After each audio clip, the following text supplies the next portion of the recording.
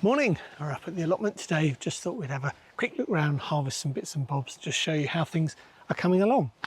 Now, I've just counted the pears on the pear tree, and believe it or not, I've got about 50, just over 50 pears. It just shows what a good year we're having for pears. And the plums, even though this part of the tree has totally died off, this year if it comes through, we've got about 14 or so plums. So that's, yeah, better than last year, so I'm not complaining. We had all the onions and the garlic out in the last video, but I haven't planted that up yet. I've got some stuff at home that will be ready to go in there soon. Market more cucumbers. Now these are doing much better outdoors than they are in the polytunnel.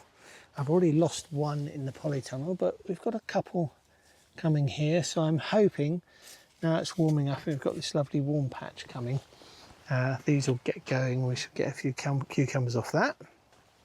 I planted some more Celeriac in here, which needs watering because these are doing quite nicely.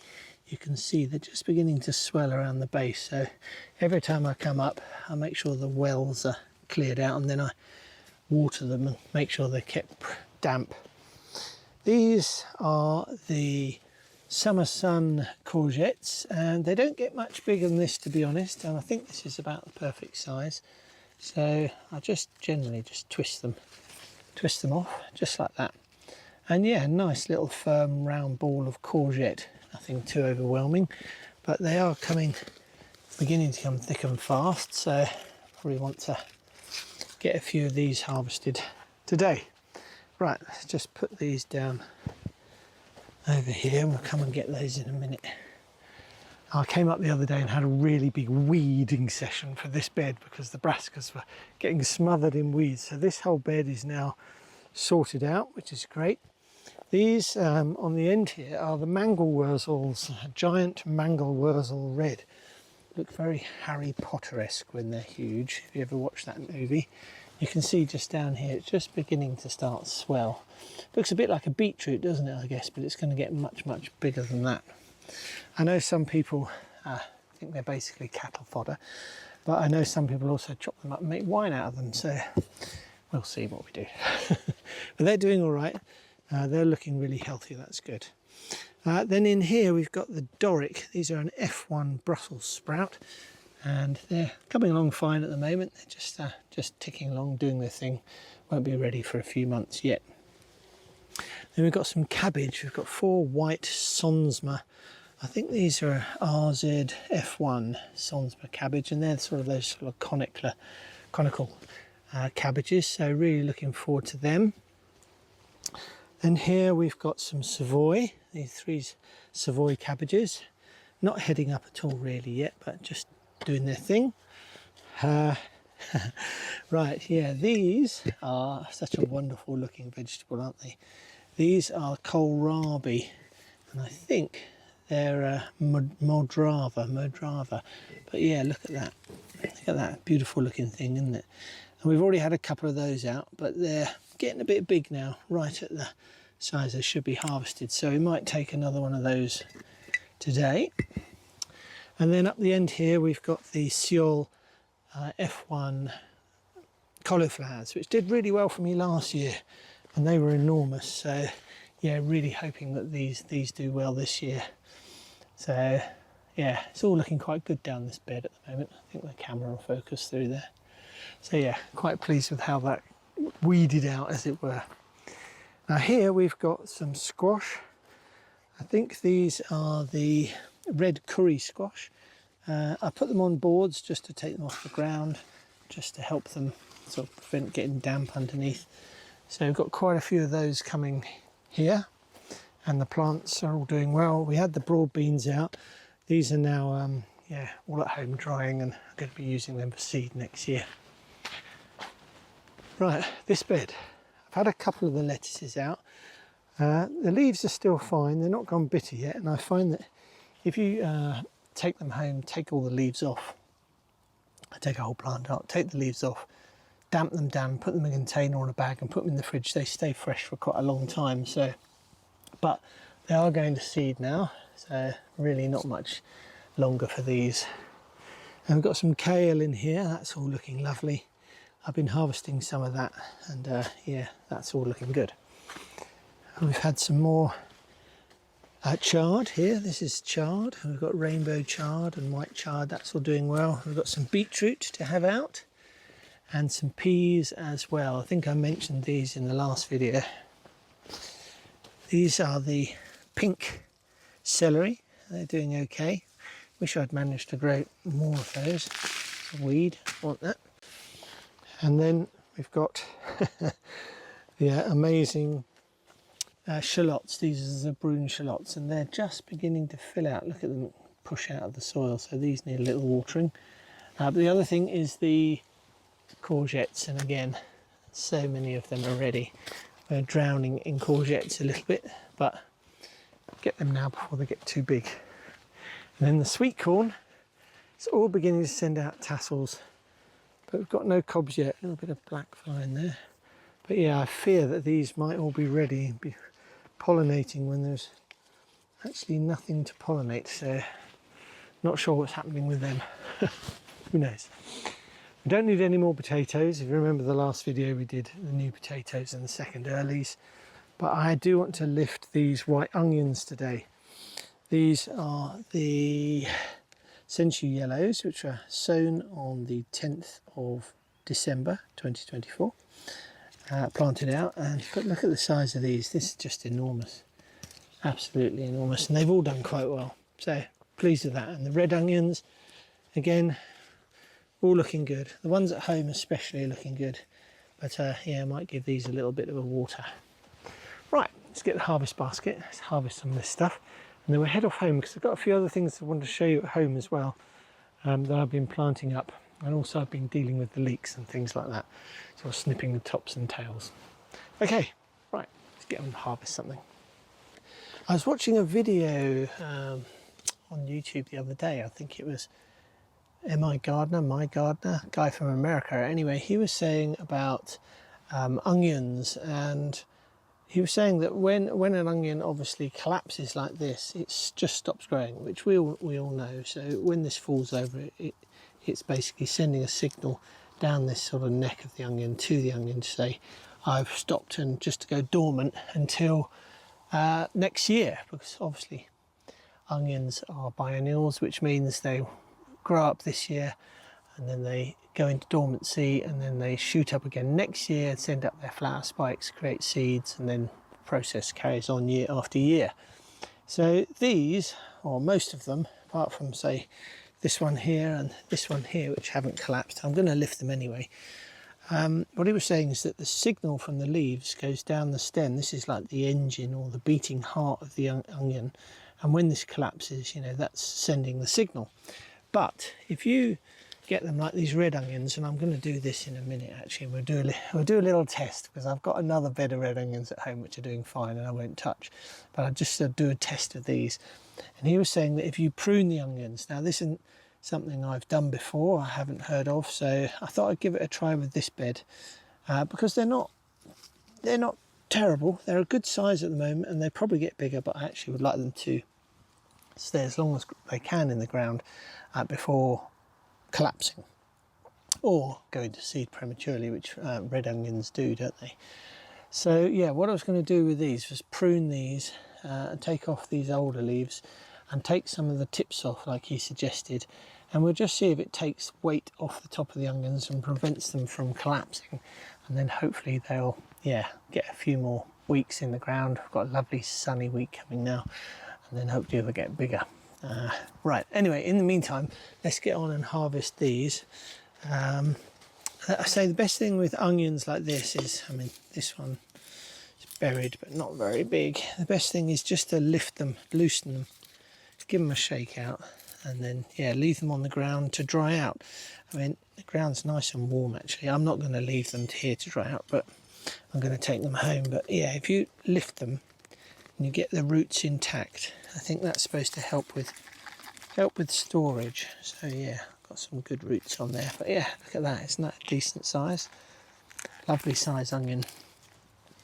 Right, so I'm going to go through, just loosen the ground, give it a little wiggle, gently lift the roots out and let them dry off.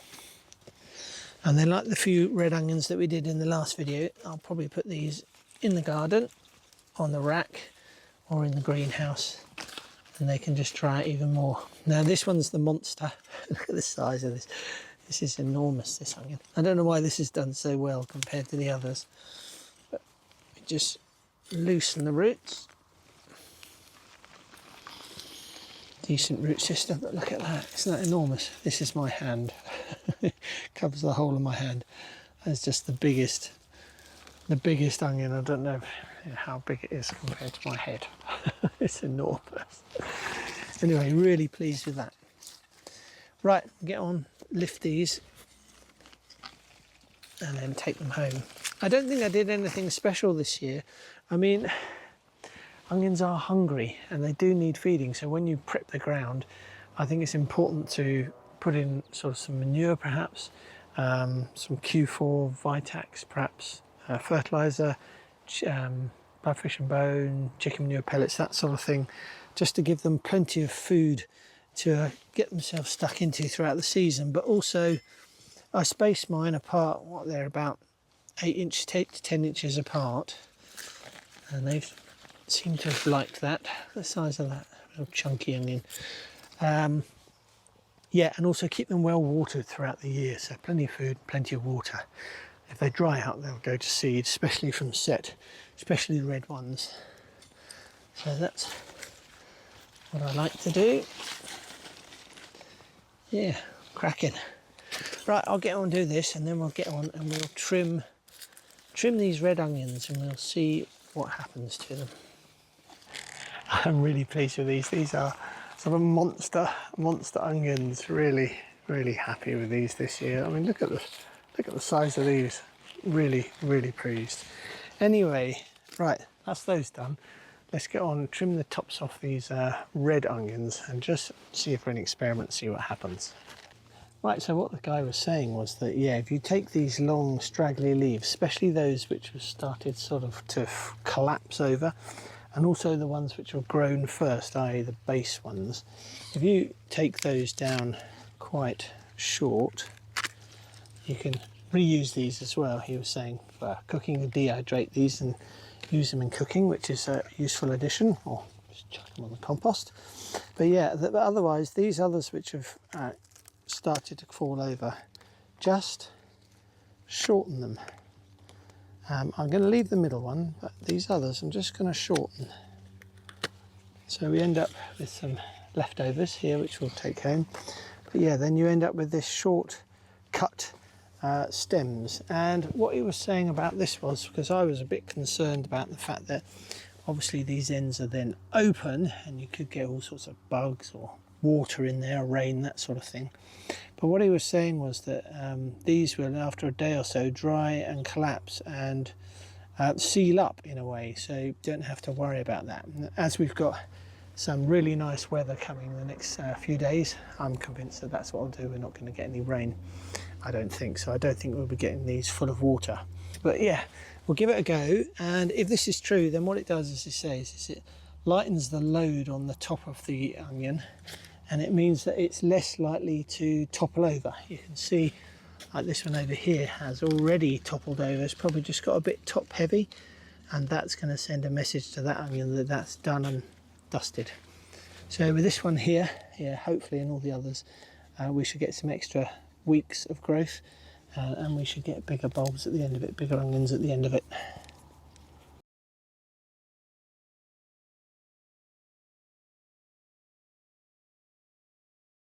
You can see I'm just making the ones that are on the outer edge much shorter, and then basically bringing it up in a fan sort of shape. And if they've got sort of pointy ones in the middle, I'm not worrying too much about them because there's no real weight to them. But yeah, these here, just taking that off and we'll see what happens. Hopefully these will dry out and all just seal up, and that'll be okay. But as I say, never done it before. And we'll see if that chap's correct. I mean, it might suit American climates better than here, but we do have this lovely warm patch coming, so we've got some lovely weather at the moment. I think it'll dry out nicely. It should be fine, and hopefully that will give us another few weeks of growing, because this one had collapsed already, probably due to the weight of the leaf. And yeah, hopefully that'll mean that these will not collapse so quickly and we'll get a few more weeks of growth out of them. I don't know about you, but yeah, the allotment's really blissful up here at the moment. It's really, really lovely. The weather's clearing up and the sky's clearing and it's nice and quiet. So I don't know about you, but I quite like going to the allotment when it's nice and quiet. Anyway, right, let's get these courgettes out, shall we? Where's the penknife? I'm just going to take them when they're really quite small, because we really are beginning to be a bit overwhelmed at home. So if I take them when they're sort of a perfect size, really. Get that in there. As I said before, if you haven't seen the videos before, this is a climbing courgette. You can train it upwards, which is, as you can see what I'm doing, it's called Black Forest. It's an F1. And yeah, they should in theory grow right up these poles, but they're proving to be very good at the moment. I did shoot a little bit of video actually, because they were beginning to suffer from powdery mildew, and I brought up some spray which I've shown in another video using down in the polytunnel, but I used it up here and it seems to have completely cured it. It's got rid of all of the powdery mildew, a few spots perhaps which I missed, but these leaves are all showing signs of it. If you want that, obviously that recipe that I use, concoction, then just let me know, drop me a comment down below, because it seems to have worked a treat. And it's organic, which is great, which is what we want. Don't want to be spraying lots of chemicals on our food. Right, got another one in here, I think. Yeah, there's that one, and another one. They're perfect size. When you get them nice and small, they don't get so overwhelming, do they? Which is what you want. Although I think one in here, or a couple, have got a bit bigger than I wanted. Let's just see. Cut that one off. Yeah, a bit bigger than normal. Yeah, having sprayed these leaves, it's funny just looking around at them now. They really are a thick, dark green. There's a bit of powdery mildew underneath, which I didn't spray actually, and I probably could come back and do the undersides. But you can see where I sprayed on top, but this bit obviously I missed it. But they're looking really lush. So yeah, let me know if you want that recipe, because I'll spray these again later. Perfect. Right, that's the courgettes. I've got to leave some room for the onions. These are Hurst Greenshaft peas. If you haven't grown them before, worth a try. You get really nice long pods, lots of peas in. But they're always the wrong side of the wire, aren't they? So pull them through and snip them off. Yeah, looking right, I think. Right, put these in the box and we'll get some more. So I thought we'd just come down and pick up these two Summer Sun. So we've got lots of others coming, but they're not quite big enough yet. Or maybe this one is. I'll twist it. Should pop off there. Yeah, there we go. Right, that's 1, 2, 3. And put these in the box. They're going to roll down there, aren't they? It's always the way, isn't it? Right, I want to have this lettuce out before it goes to seed. This one here is looking quite nice. It's just on the end here. I don't know if you can see it underneath. Let's just lift the netting up. Cut that.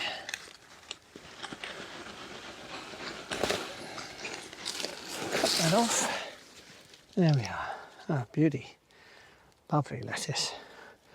I am finding you get a few earwigs in them, which is really annoying. When you get home, freak everybody out.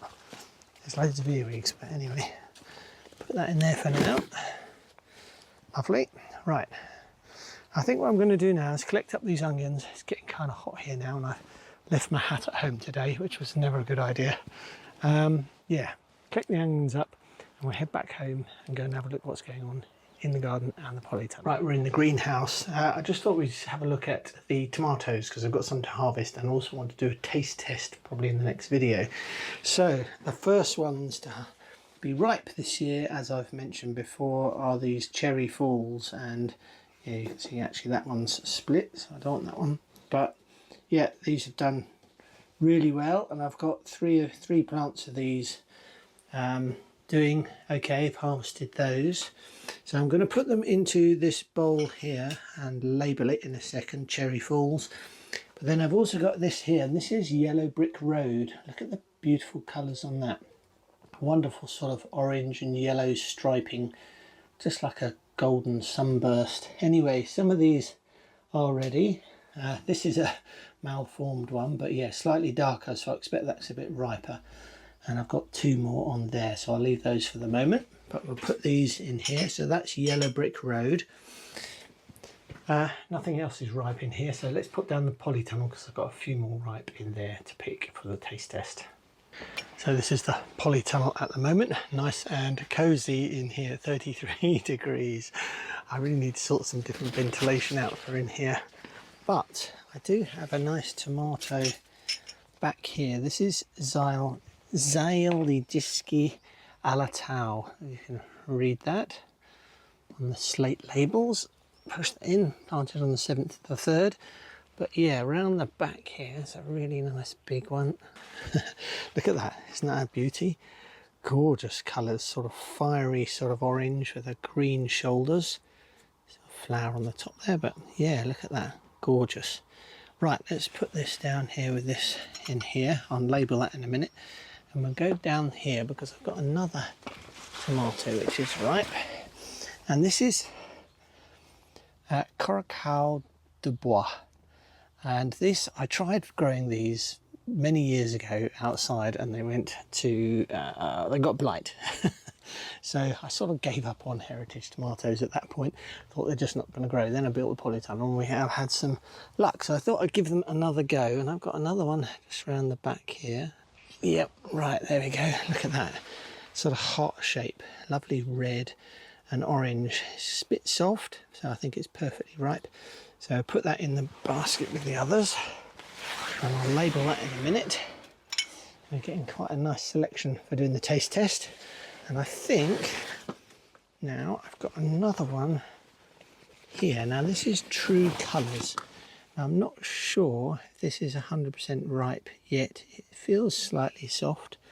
So I thought I'd harvest it and take it indoors and let it ripen indoors.